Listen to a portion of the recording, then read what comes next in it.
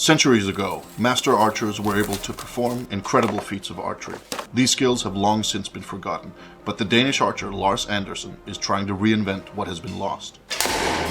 He uses forgotten historical methods and holds all his arrows in the same hand he shoots with. Once, this technique was widespread, and Assyrian artwork shows that the method is at least 5,000 years old. Arab Archery, the most extensive historical book ever made about archery, states, "This is the best type of shooting, and there's nothing beyond it in power or accuracy."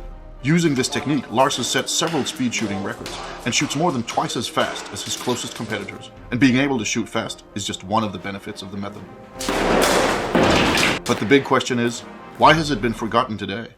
About 10 years ago, Lars started using a bow. The arrows he carried in a quiver on his back.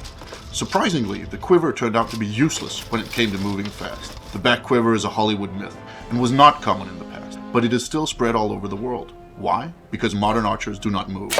They stand still, firing at a target board, something that was unknown in the past.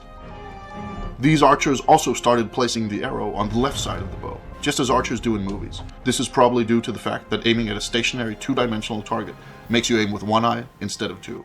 This one-eyed aiming also led to bows with front sights and other technical gadgets, but that's another story. However, placing the arrow left around the bow is not good while you're in motion. By placing the arrow on the left side, your hand is on the wrong side of the string, so you need several movements before you can actually shoot. From studying old pictures of archers, Lars discovered that some historical archers held their arrows on the right side of the bow. This means that the arrow can be drawn and fired in one single motion, which is both faster and better. And this was not the only problem with archery today. Lars realized that what we thought was historical archery only works well for modern target archery and Hollywood films. If he wanted to learn to shoot like the master archers of old, he would have to unlearn what he had learned and start reading historical manuscripts instead. He would have to find his way back to a time when archery was simpler and more natural, exactly like throwing a ball. In essence, making archery as simple as possible. It is harder to learn how to shoot this way, but it gives more options, and ultimately, it's also more fun. A war archer must have total control over his bow in all situations, and must be able to handle his bow and arrows in a controlled way under the most varied of circumstances. The old manuscripts told Lars that master archers could shoot the bow with both hands and still hit the target, so he began practicing. It is also described that an archer in motion must be able to hit a blade so that the arrow splits in two parts, like this. Archers could also pick up enemy arrows and shoot them back, or grab arrows while on the move and fire them rapidly. There are even myths of archers who could grab an enemy's arrow and shoot it back at him. Lars took it a step further and is now able to catch an arrow while jumping and fire it before he hits the ground.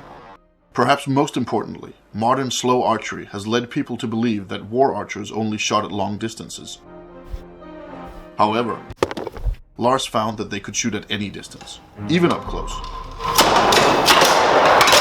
This does require the ability to fire fast, though. In the beginning, archers probably drew arrows from quivers or belts, but since then, they started holding the arrows in the bow hand, and later in the draw hand.